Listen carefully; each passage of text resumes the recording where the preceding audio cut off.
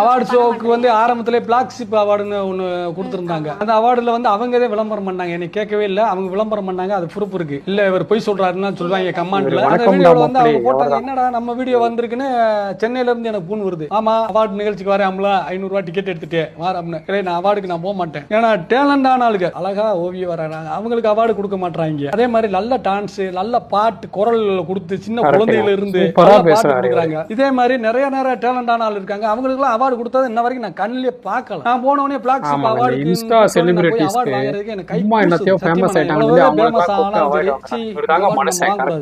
என்ன பண்ணணும்?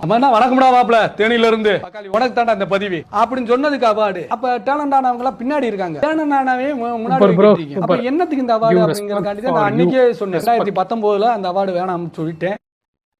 பொங்கல் கேட்டதற்கு மனைவி இட்லி வாங்கி வந்து கொடுத்ததால் கணவர் தற்கொலை செய்து கொண்ட சம்பவம் மதுரையில் அரங்கேறியது.